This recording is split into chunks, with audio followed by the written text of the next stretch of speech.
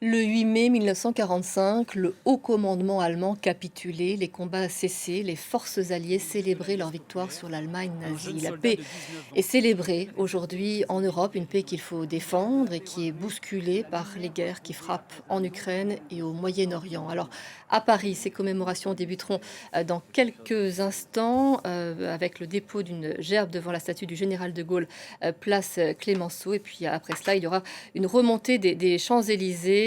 James André se trouve déjà tout en haut au pied de l'Arc de Triomphe. James, bonjour. Parlez-nous donc du déroulé de ces commémorations ce Bonjour. matin.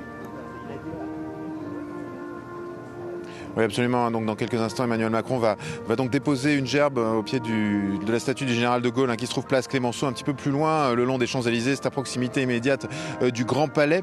Là, il y a notamment la famille du général de Gaulle, Yves de Gaulle notamment, qui est présent sur place. Et donc, le président de la République va également saluer les membres de la famille de Gaulle. Il sera accompagné notamment du Premier ministre, de président du Sénat, de la présidente de l'Assemblée nationale, tous ces membres éminents évidemment du gouvernement et du pouvoir français qui vont accompagner le président durant toute cette séquence. Ensuite, le président, après ce dépôt de gerbe, va remonter les Champs-Élysées. Il sera escorté notamment par la grande escorte mixte de la garde républicaine, notamment 136 cavaliers vont l'accompagner, un peu moins d'une trentaine de motocyclistes également. Il arrivera ici, derrière moi, auprès de la flamme du soldat inconnu, sous l'Arc de Triomphe.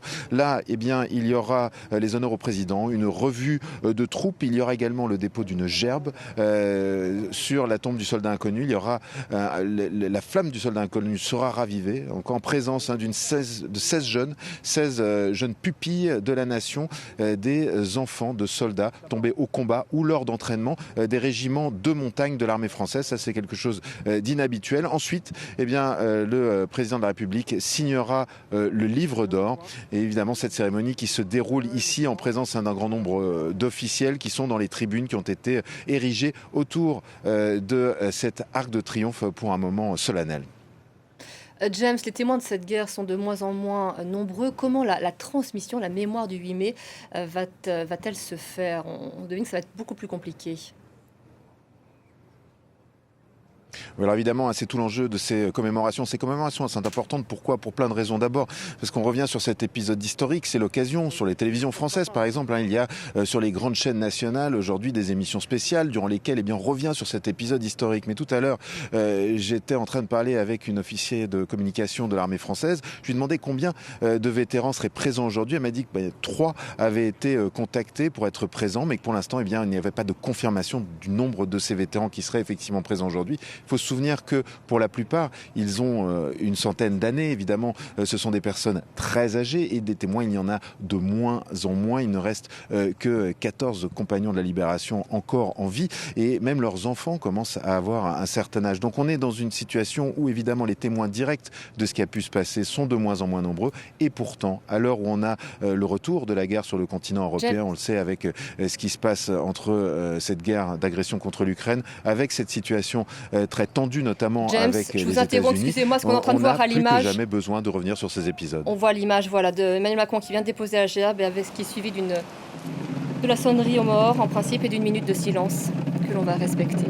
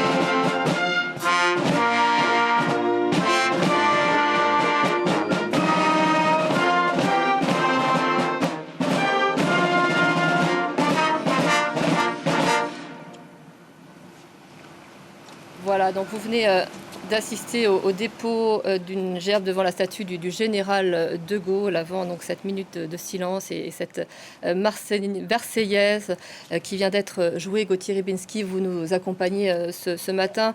Évidemment qu'on ne peut pas parler du 8 mai sans parler du général de Gaulle. C'est la première personne à laquelle il faut rendre hommage. Et là, Emmanuel Macron est en train de saluer sa famille. C'est l'homme par lequel cette libération de la France a été possible. Oui, c'est l'homme par lequel la libération de la France a été possible. Il y en a beaucoup d'autres, bien sûr. Il y en a beaucoup d'autres, mais la caractéristique commune à tous ces hommes, c'est une caractéristique que l'on pourrait, dont on pourrait tirer les bienfaits et les bénéfices, y compris aujourd'hui. L'idée principale et initiale du général de Gaulle, et qui mène à cette libération, et surtout à cette reddition, à cette capitulation sans condition de l'Allemagne nazie. Cette idée, c'est quoi ? C'est au départ un général qui dit « moi, non, moi je ne suis pas d'accord ». Je ne suis pas d'accord avec l'armistice signé par Pétain, qui va donner le pouvoir à Vichy. Je ne suis pas d'accord, je dis non. Et on lui dit « mais enfin, qui êtes-vous ? Pour dire ça, vous ne représentez pas grand-chose. En plus, vous êtes un conservateur, vous auriez votre place dans une Europe allemande, et vous dites non. » Je dis oui, je dis non. C'est impossible, je dis non. Et vous voyez, là, ce qui est important, c'est la capacité d'un homme politique, qui l'est à peine à l'époque, mais d'un homme politique, et il y en a d'autres, y compris aujourd'hui, à dire « je refuse le pragmatisme, je refuse ce que l'on veut m'imposer comme étant une évidence », dit non. Les Allemands ont peut-être gagné provisoirement, mais je refuse en tant qu'homme, en tant que Français, en tant qu'être humain, la capitulation, la soumission. Et vous voyez que c'est aussi ça qui donne la suite, la guerre, notamment le destin français.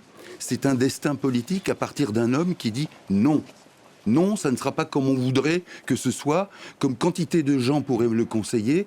Évidemment, rappelez-vous aussi les Anglais qui disent « mais vous êtes qui, vous ? Vous êtes un général français, très bien. Et alors ?» Il dit « bah oui, je ne suis... » De qui parlez-vous ? Oui, je ne suis que ce que je suis, mais je dis non. Et vous voyez cette force énorme du refus à la soumission, c'est quelque chose, c'est pour ça que je vous disais tout à l'heure qu'on pourrait évidemment en tirer les leçons, y compris aujourd'hui, et dans quantité de situations dans le monde, mais c'est capital, c'est ça qui donne aussi le ressort français, et qui donne la capacité de se bâtir ensuite comme nation, alors que, vous le savez, la nation française, elle est plus que déchirée dans les années de guerre, c'est le moins qu'on puisse dire, c'est un euphémisme. Avec le général de Gaulle, un phare s'est allumé dans cette obscurité. Avec beaucoup d'autres aussi. Et voilà, exactement, ils ont su tenir et obtenir ce résultat. On va accueillir le commandant Pierrick, bonjour, qui nous a rejoint sur ce plateau. Bonjour, je suis ravi de vous rejoindre, merci. Vous avez commandé une compagnie du génie au 19e régiment du génie de Besançon. Vous avez été projeté plusieurs fois en opération extérieure, notamment au Mali, en Côte d'Ivoire. Je vous remercie beaucoup de nous apporter votre regard sur ces commémorations. C'est vrai qu'elles ont été signées il y a 81 ans. La mémoire de cette guerre semble encore très proche, peut-être parce qu'il y a encore quelques témoins qui sont en vie pour nous en parler. Qu'est-il important de rappeler aujourd'hui avec ces commémorations, selon vous ? Alors, assurément, le 81e anniversaire marque effectivement l'éloignement, toujours certain, de la fin de la Deuxième Guerre mondiale et de la victoire alliée. Aujourd'hui, une chose est sûre, c'est que ce lien intergénérationnel doit perdurer, il doit continuer, et donc il doit faire l'objet d'une véritable transmission et d'une filiation avec les combattants, quels qu'ils soient, civils et militaires, ceux qui se lèvent contre l'oppression nazie en 1940, enfin, dans la Deuxième Guerre mondiale, et ceux qui se lèvent.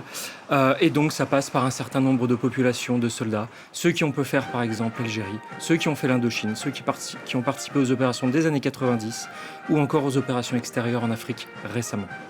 D'ailleurs, je précise qu'au cours de la Seconde Guerre mondiale, les unités du 19e régiment du génie ont pris part aux campagnes en Tunisie, en Italie, en France, en Allemagne. Vous avez joué, à l'époque, hein, évidemment, un rôle important dans cette libération.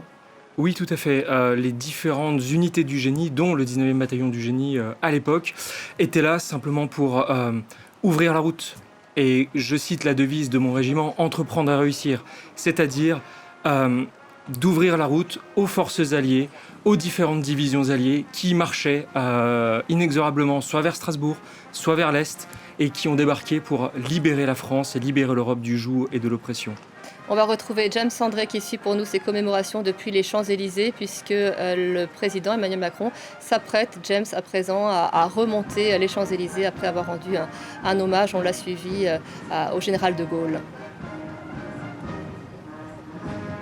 Oui, absolument, hein. Donc il s'apprête à remonter, accompagné donc de cette escorte mixte de la garde républicaine. Il y a donc, comme je le disais tout à l'heure, 136 cavaliers qui vont l'accompagner, ainsi que je pense que c'est 28 motocyclistes. Hein. Donc c'est une escorte impressionnante, hein, pour le président de la République, qui sera donc sur un de ses command-cars, hein, ces véhicules spéciaux militaires. Et il va donc remonter les Champs-Élysées et puis arriver ici, hein, pour cette phase suivante de la commémoration.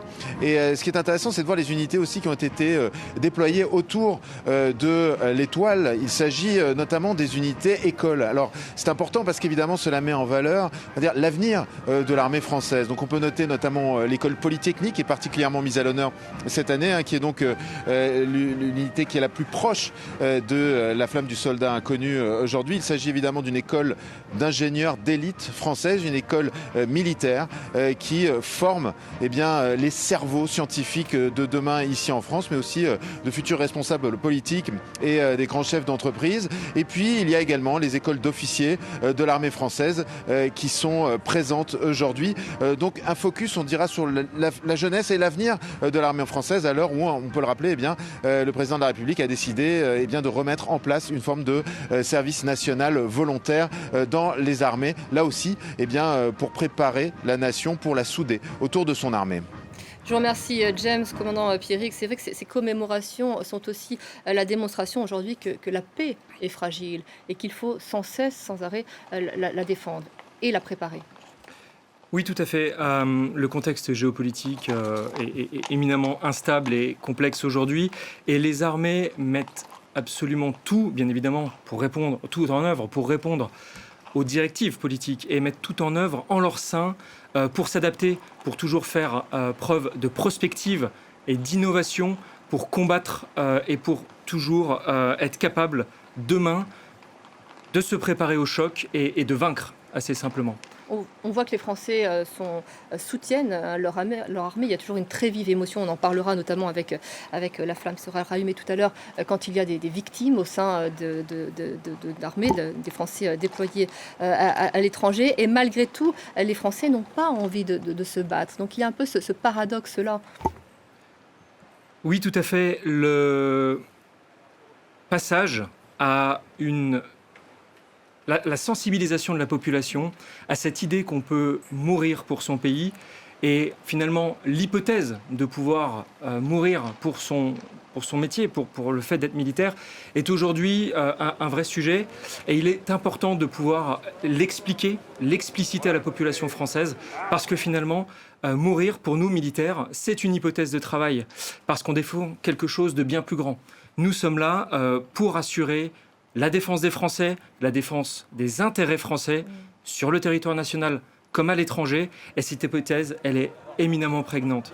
Une anecdote, je me rappelle par exemple lors de ma scolarité à l'école spéciale militaire à Saint-Cyr, donc en 2010, pendant toute notre scolarité, déjà il y a une quinzaine d'années, on nous expliquait que cette hypothèse existe, et nous sommes formés en cela. C'est-à-dire que cette idée n'est pas neuve dans nos têtes, et nous vivons avec quotidiennement. Et c'est l'occasion aussi pour moi, aujourd'hui, sur ce plateau, de donner mes pensées vers nos camarades tombés cette année, que ce soit au début de l'année avec l'adjudant-chef Arnaud Frion du 7e bataillon de chasseurs alpins, mais également avec les derniers morts que sont le sergent-chef Florian Montorio du 17e régiment de génie parachutiste, et également le caporal-chef Anissette Girardin du 132e régiment d'infanterie cénotechnique. Ils sont tombés au Liban, tout à fait. C'est vrai que la France officiellement est en paix, mais intervient à l'étranger. Là, on le voit dans le contexte actuel. On n'est pas impliqué directement en Ukraine, mais on est présent. On n'est pas impliqué directement au Moyen-Orient, mais on est présent, ce qui fait à chaque fois peser un risque sur ces forces qui sont déployées. Tout à fait, le risque existe, mais le risque est assumé. Il s'agit d'un choix. L'armée de terre et les armées en règle générale, elles sont crédibles et elles sont fiables. Pourquoi je dis ça ? Par exemple, si l'armée de terre est présente au Moyen-Orient, c'est que nous devons y défendre naturellement des intérêts. Et en particulier, par exemple, dans le cas de l'adjudant-chef Arnaud Frion du 7e bataillon de chasseurs alpins, lutter contre la résurgence du terrorisme, en particulier au Kurdistan irakien. Et c'était la nature de sa mission. Par exemple, pour les cas qui sont au Liban, nous intervenons dans le cadre des opérations de maintien de la paix sous résolution de l'ONU, et ceci depuis 1978 au sein de la Force intérimaire des Nations Unies pour le Liban. Et la France est un partenaire historique du Liban. Et en cela, elle doit être fiable et crédible et œuvrer aux côtés du Liban pour désescalader la situation dans la zone. Je vous rappelle que l'on suit donc ces commémorations du 8 mai, 81e commémoration du 8 mai. Emmanuel Macron s'apprête à remonter les Champs-Élysées après avoir rendu un hommage au général de Gaulle, dont la statue est installée en bas des Champs-Élysées, place Clémenceau. Il va remonter les Champs-Élysées jusqu'à l'Arc de Triomphe. Il va voir en revue, faire une revue des troupes, pardonnez-moi. Gauthier Ribinski, vous êtes avec nous. C'est vrai qu'on parle de paix, c'est une journée lors de laquelle on peut parler de paix et la mettre en lumière. Malgré tout, c'est vrai que ça questionne cette notion de paix. À quel prix voilà. Comment est-ce qu'on peut avancer, préparer la paix en préparant la guerre aussi ? Le lien est direct avec le 8 mai et avec l'époque de la Seconde Guerre mondiale.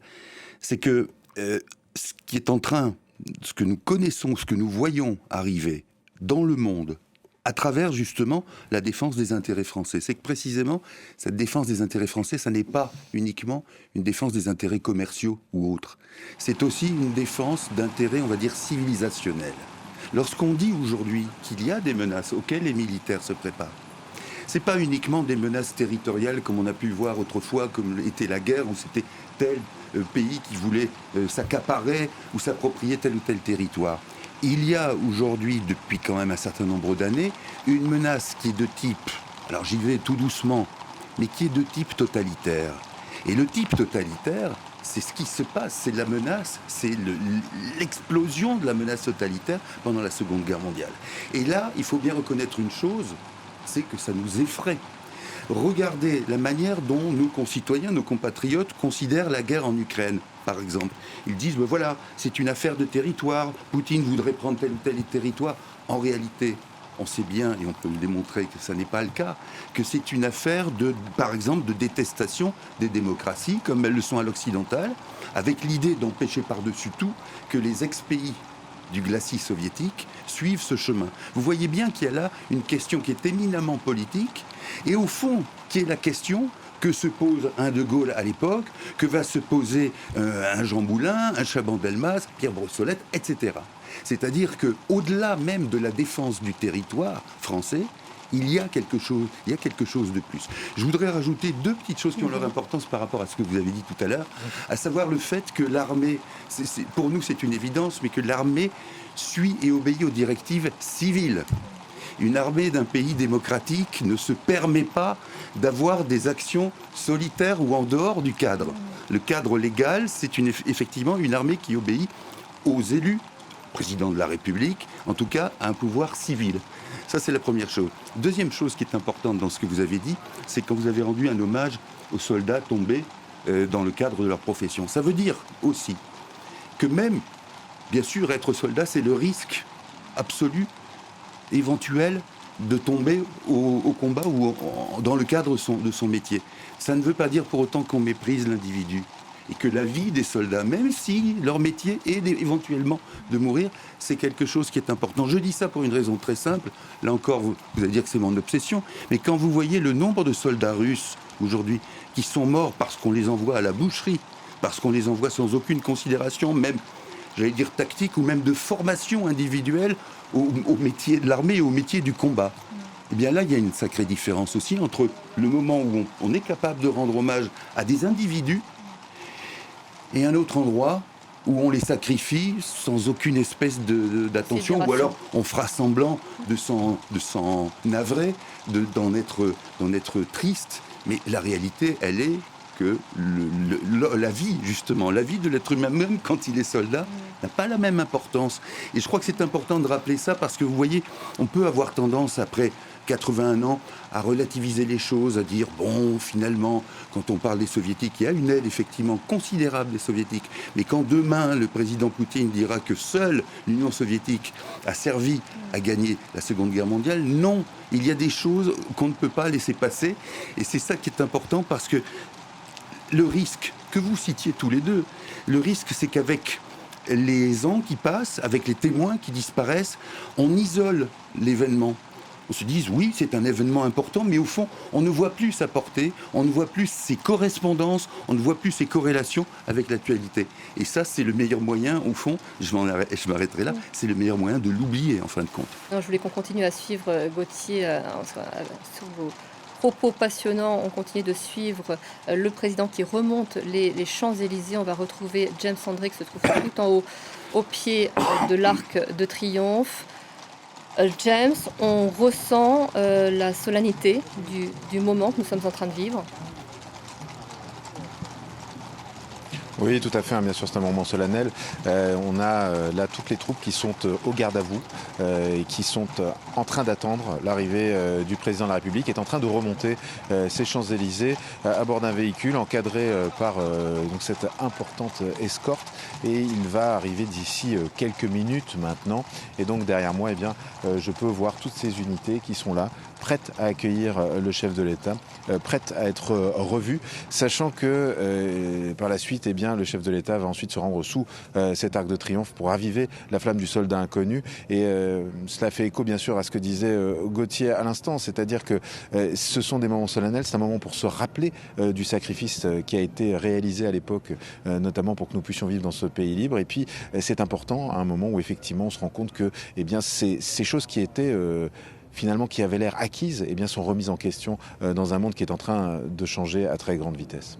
Commandant Empirique, on voit à l'image ces vétérans présents encore pour commémorer, pour rappeler quelle a été cette histoire il y a 81 ans. C'est important en tant que militaire, que l'on soit présent sur place ou non, de sentir ce lien tissé entre ces vétérans qui ont fait l'histoire et vous qui êtes en train de l'écrire et on l'espère dans la paix. Alors, non seulement je pense que c'est important, mais c'est surtout fondamental. Parce que c'est ce qui cimente finalement notre esprit de nation et également notre esprit de défense et de résilience. M. Rybinski le disait à l'instant, l'hypothèse d'un choc majeur dans les prochaines années est plus que probable. C'est une des hypothèses de travail aujourd'hui des armées. Et face à cela, nous devons en tant que pays nous préparer, nous armer et donc cela ne passe pas que par des capacités techniques ou technologiques, mais ça passe avant tout par de l'humain. Et l'humain, nous y sommes. Nous sommes aujourd'hui, 8 mai, en train de remémorer de l'humain et de créer aussi de la mémoire pour les futures générations. Aujourd'hui, par exemple, nous le verrons tout à l'heure, lors du ravivage de la flamme, un certain nombre, 16 je crois, pupilles de la nation, participeront au ravivage de la flamme avec le président de la République. Des dispositifs existent partout en France aujourd'hui, qui consiste à œuvrer dans le cadre du 8 mai, classe de défense, témoignages, échanges. Et cette transmission, cette filiation intergénérationnelle est aujourd'hui fondamentale pour que la France, en tant que nation, en tant que pays, comprenne ce que fait ses armées et en quoi ces armées agissent pour son bien. On a besoin de la culture militaire dans le débat public pour mettre plus de compréhension, plus de sens dans ce qu'on est en train de vivre justement à un niveau français géopolitique.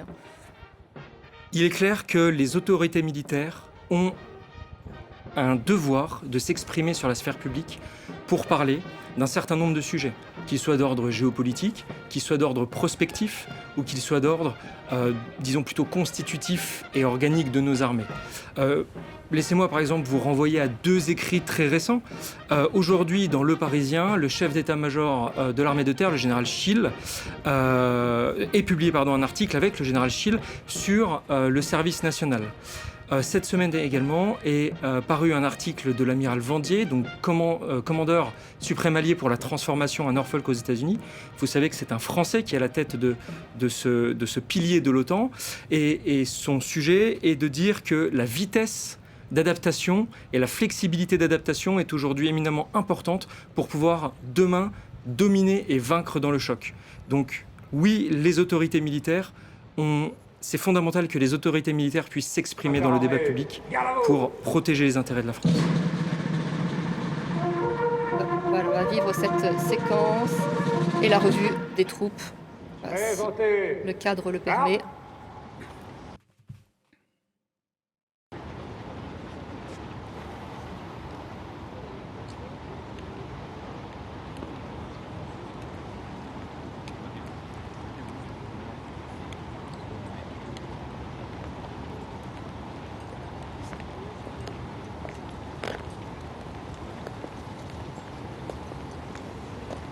Commandant Pierric, vous pouvez peut-être nous expliquer ce qu'est en train de faire le président Emmanuel Macron. Avec plaisir. Alors, le président Emmanuel Macron est sorti donc de son véhicule léger. Il a été accueilli par les différentes autorités. La musique de la garde républicaine est en train de jouer et le président va débuter sa revue des troupes. Non, autant pour moi. Les honneurs au drapeau sont rendus au président Emmanuel Macron. Le président est devant le drapeau du 1er régiment d'infanterie de la garde républicaine et il va ensuite entamer sa revue des troupes.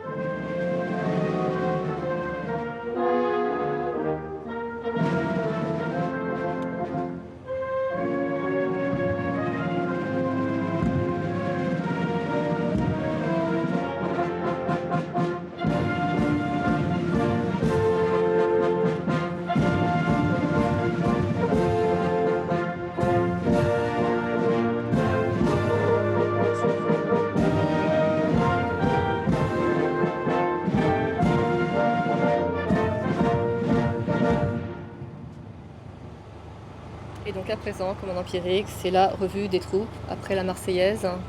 Oui, tout à fait. Donc la Marseillaise a été jouée, le rang protocolaire rejoint ses rangs. Nous voyons Madame Vautrin de dos. Le président monte à bord de son véhicule, donc c'est un VLRA, en compagnie du général Mandon, chef d'état-major des armées. La revue des troupes va débuter. Donc l'ensemble des formations présentes sur la place de l'Étoile va être passé en revue par le président. Donc nous allons commencer avec l'école polytechnique, école située à Palaiseau, les fameux X, école créée en 1794, avec leur fameux bicorne. Suit l'académie militaire de la gendarmerie nationale, installée à Melun, en Seine-et-Marne. À savoir, elle était auparavant dénommée École des officiers de la gendarmerie nationale, EOGN, et en septembre 2024, elle a été renommée. Un détachement de l'Académie militaire de Saint-Cyr-Coët-Quidan. Donc là, je crois reconnaître l'école militaire interarmes. L'école navale de Lanvéoc, donc située en presqu'île de Crozon. Tout à fait. Je connais très bien.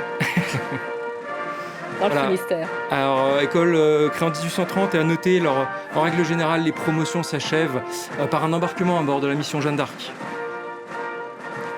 L'école de l'armée de l'air et de l'espace, à Salon de Provence. Ils ont fêté leurs 90 ans, je crois, l'an passé, 1935-2025.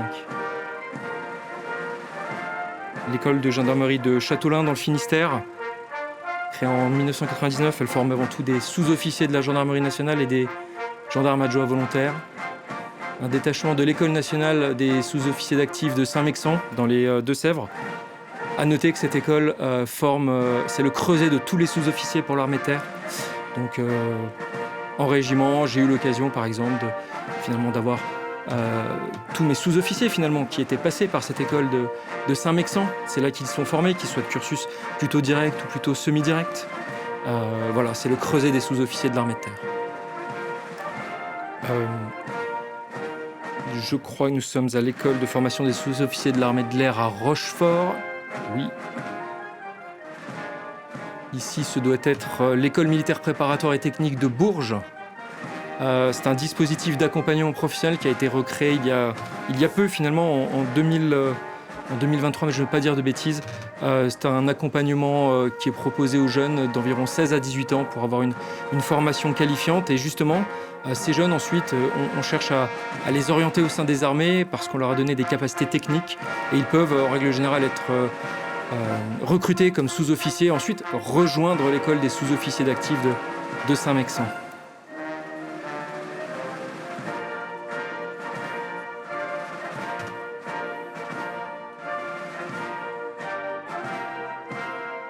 On le disait tout à l'heure, c'est vrai que ce sont des moments importants qui nouent des liens entre l'histoire et le futur qui est en train de s'inscrire au présent et qui est extrêmement bousculé par l'actualité internationale qui nécessite de complètement repenser, on l'évoquait l'année dernière déjà lors du 14 juillet, qui nécessite de repenser la place de l'armée et la mission de l'armée pour la France ces prochaines années. Tout à fait. Aujourd'hui, le 8 mai, c'est assurément un lien de filiation. En fait, de quoi parle-t-on ? On parle d'un lien de filiation entre des combattants, civils ou militaires, de 1945, et aujourd'hui, environ 30 000 personnes déployées, que ce soit sur le territoire national, dans nos espaces de souveraineté à l'outre-mer, ou également sur des territoires autres, en mission. Et ce lien de filiation, il est indispensable pour pouvoir aborder légitimement et sereinement la haute intensité, ce qu'on appelle la haute intensité. En 2030, l'hypothèse d'un engagement majeur est réelle. C'est le général Mandon, chef d'état-major des armées, qui l'évoquait. Et donc, c'est indispensable et c'est fondamental de proposer ce lien intergénérationnel, cette filiation, pour gagner en épaisseur stratégique. L'armée de terre, parce que étant terrien, étant officier de l'armée de terre, j'aurais plutôt tendance à parler de l'armée de terre, elle est éminemment stratégique dans ce sens. Et comme je vous le disais tout à l'heure, elle cherche toujours à s'améliorer en prospective. Je me permets de vous couper parce que là, c'est un moment solennel extrêmement important, le dépôt de gerbe devant la tombe du soldat inconnu avec le ravivage de la flamme. Repos. Détachement interarmé, garde à vous.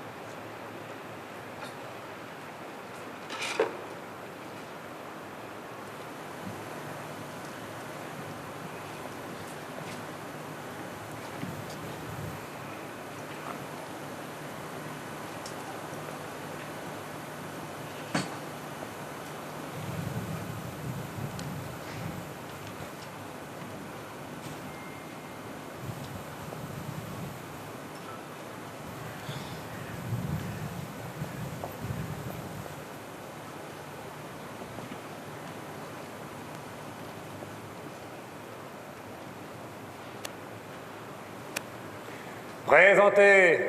Ah. Aux morts.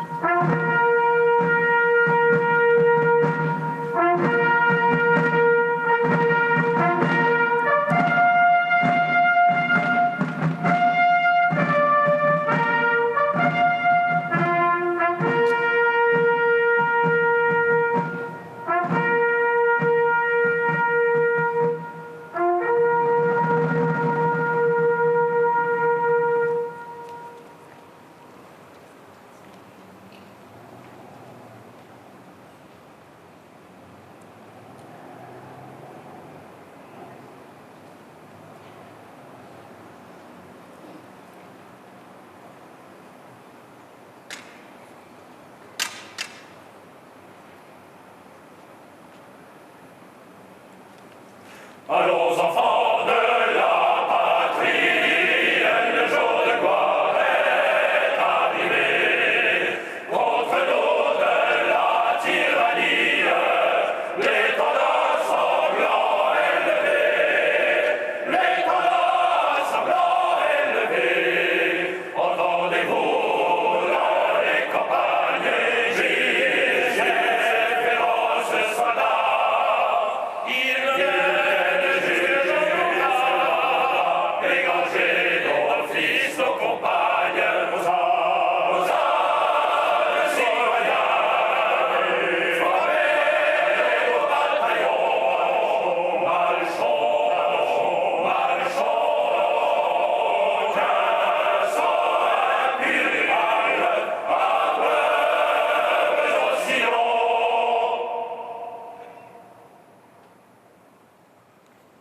Reposez. Armes.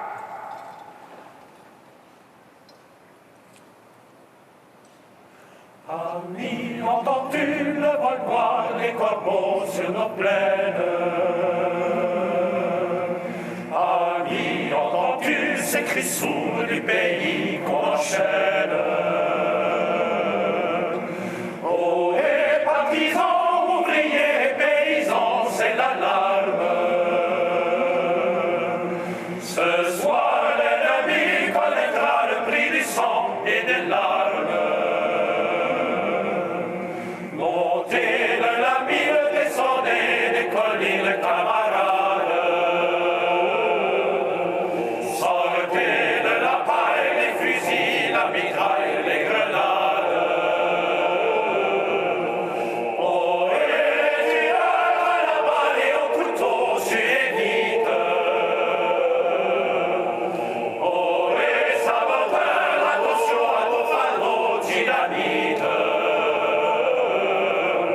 C'est nous qui brisons les barreaux des prisons pour nos frères. La haine à nos trousses, c'est la faim qui nous pousse la misère. Il y a des pays où les gens et les lits font des rêves. Ici, nous vois-tu, nous marche et nous tue, nous crève. Ici, chacun sait ce qu'il veut, ce qu'il fait quand il passe. Ami, si tu tombes, un ami sort de l'ombre à ta place. Demain, du sang noir séchera au grand soleil sous les routes. Sifflez, compagnons, dans la nuit, la liberté nous écoute.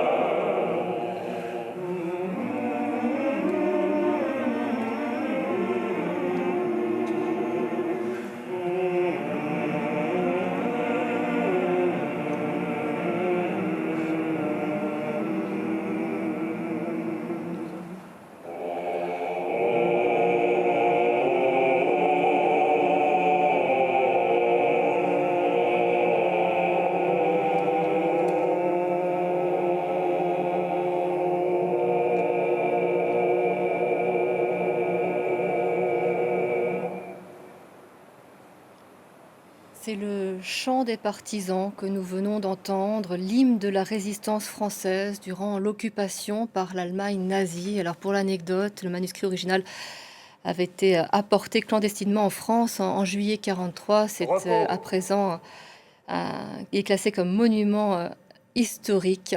C'est dire le poids de ce chant qui porte tout. Il porte la libération, il porte aussi ces milliers de sacrifices, commandant empirique, et puis l'espoir surtout que ça ne se reproduise pas. Oui, tout à fait. Ce chant s'inscrit dans l'idée même de ceux qui se sont levés contre l'oppression nazie. Et ce sont des civils, mais aussi des militaires, aujourd'hui qu'on célèbre 8 mai, aujourd'hui pour célébrer le 81e anniversaire de la victoire alliée et de ceux qui se sont levés contre l'oppression. Oui, Gauthier, c'est vrai que c'est la paix en France que l'on célèbre, la paix en Europe. Vous rappeliez, on voyait tout à l'heure le président saluer les vétérans, l'importance qu'il y ait encore des témoins de cette histoire pour que les faits ne soient pas déformés. Or, on sait que déjà le contexte de cette signature de capitulation allemande n'est pas évident, puisque chacun, et notamment les soviétiques que vous évoquez, ont tenté de tirer la couverture à eux pour Alors, ça peut porter cette libération, pardonnez-moi. Je vous en prie. Ça peut être anecdotique, eu égard à l'importance de ce dont nous sommes en train de parler. Il y a tout simplement le fait que la puissance soviétique incarnée par Staline ne tolère pas que cette capitulation ait été signée, alors d'une part dans un premier temps à Reims, et que donc il lui faut en quelque sorte sa cérémonie à lui, ça sera à Berlin, et avec le décalage horaire qui distingue l'Europe occidentale de la Russie, donc c'est signé à 23h et quelques à Berlin, avec des représentants soviétiques, et ça fait 1h du matin en Russie. Mais ça, on pourra en parler demain, d'ailleurs, si vous voulez bien, parce que c'est important dans le récit, le narratif russe. Là, ce qui est capital, et vous l'avez signalé, commandant, c'est le fait que ça établit un lien entre le civil et le militaire. C'est-à-dire que le chant des partisans, c'est un chant qui concerne, pour l'essentiel, des civils. Il dit, c'est nous qui brisons les barreaux des prisons pour nos frères. Ça veut dire aussi, et pardonnez-moi si là les choses vont un peu grincer, mais ça veut dire aussi qu'une partie de l'armée française à l'époque, c'est une partie qui est celle dont la direction, dont les élites ont signé l'armistice de juin 40, qui est une soumission. Alors ça veut dire aussi qu'il y a ailleurs, il y a De Gaulle, il y en a d'autres, il y a aussi une partie de l'armée française qui, elle, est dans le sens de la libération. Ça veut dire aussi que ça explique la raison pour laquelle le phénomène de la résistance prend autant d'ampleur, parce qu'il survient à un moment où la résistance, on va dire, issue des rangs militaires n'est pas certaine. Elle existe notamment en Afrique du Nord, elle existe à d'autres endroits, il y a le gouvernement, les autorités à Londres, très bien, mais ça n'est pas une entièreté, ça n'est pas une totalité, et c'est la raison pour laquelle ce lien avec le civil, avec le chant des partisans, est quelque chose de capital, parce que là aussi, je ne vais pas être long, ça veut dire aussi que à la mesure ou à l'instar de la capacité à dire non dont on parlait tout à l'heure du général de Gaulle, la résistance, c'est ça aussi. Au départ, ça n'est pas grand-chose. Et d'ailleurs, contrairement à ce qu'a voulu le général de Gaulle à la fin de la guerre en disant finalement tous les Français ont été parfaits, non, on sait bien que ce n'est pas vrai et que les résistants étaient des gens, dans un premier temps, extrêmement isolés et qui n'avaient pour eux que leur propre courage et une vision de l'avenir qui était extrêmement, lumineuse. Pierre, vous vouliez réagir peut-être à Gauthier avant qu'on retrouve James André sur place. Sur le lien entre le civil et le militaire, sur finalement la flamme de la résistance qui ne s'est pas éteinte.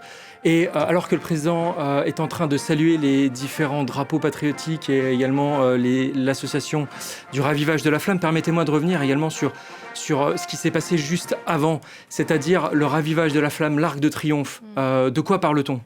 En fait, 3 petites choses, mais l'Arc de Triomphe, c'est avant tout la mémoire de la France pour ses victoires.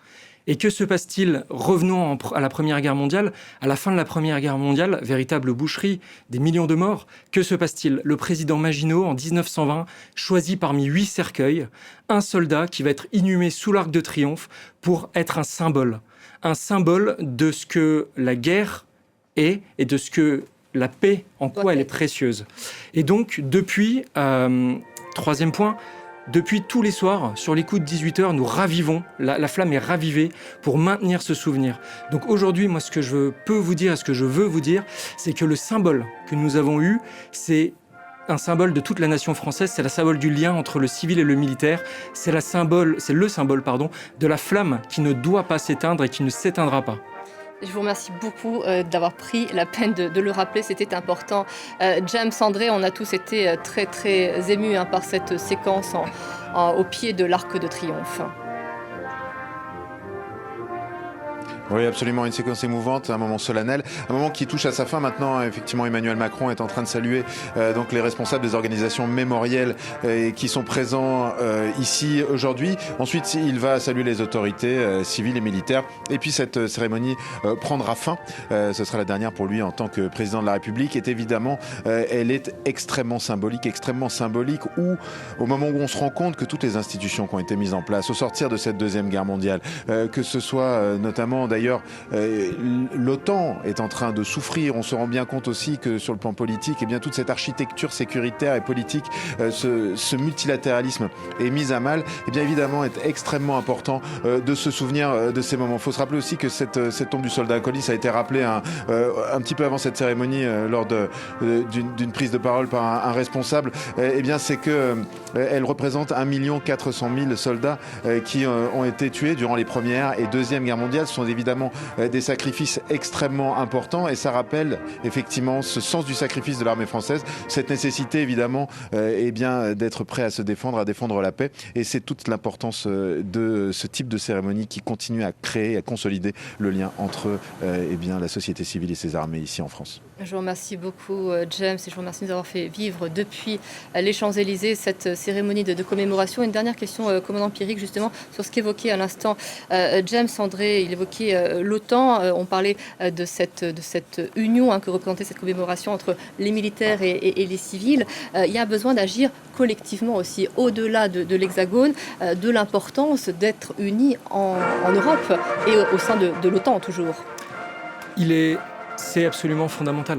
Et cette instance qu'est l'OTAN nous offre une épaisseur stratégique évidente. Et nous préparons tous les jours. Et j'en veux pour preuve, et j'en reviens, j'y ai participé en avril, l'exercice Orion. L'exercice Orion était un jalon de préparation opérationnelle en haute intensité, multinationale. Nous avons accueilli des alliés qui prouvent aujourd'hui que la France s'intègre totalement dans l'OTAN et également est capable d'employer une force et d'entrer en premier, et également est capable d'agir dans les structures otaniennes. Et cet entraînement aujourd'hui à la haute intensité est fondamental. Permettez-moi, s'il vous plaît, simplement d'évoquer également, nous avons parlé beaucoup des morts en opération, je n'ai pas pu l'évoquer juste auparavant. Je souhaiterais également donner une pensée au sergent Binchen du 1er régiment étranger de génie et également au caporal-chef Axel Delplanque du 6e régiment de génie qui sont décédés dans le cadre d'un entraînement cette semaine et pour lesquels nous avons une pensée également parce que l'armée de terre, ce sont des opérations, mais pour la haute intensité de demain, c'est également de l'entraînement quotidien et c'est de l'entraînement intensif pour pouvoir défendre les intérêts des Français et être à la hauteur. En conditions réelles, d'où la dangerosité évidemment de ces préparations. Tout à fait. Je vous remercie beaucoup de leur avoir rendu hommage. On comprend aussi malgré tout que le plus grand succès pour un militaire, c'est quand les armes se taisent. Et peut-être qu'il n'y a pas besoin de les utiliser, mais il faut que vous vous teniez prêt et que vous soyez préparés à toute réalité. Finalement, le vrai succès d'un militaire, c'est quand il n'a pas besoin d'être employé peut-être. Je vous remercie beaucoup, commandant Pierric, d'être venu sur ce plateau. Gauthier Rybinski, merci à vous de nous avoir accompagnés. Merci aussi à James André, je le disais tout à l'heure, qui était depuis l'Arc de Triomphe. On se quitte sur ces dernières images depuis les Champs-Élysées à Paris. 81e commémoration du 8 mai, de la capitulation allemande et donc de la fin de la Seconde Guerre mondiale en Europe. Vous restez avec nous sur France 24. Il est 11h21. Je vous retrouve dans une poignée de minutes pour continuer à développer l'actualité ce matin.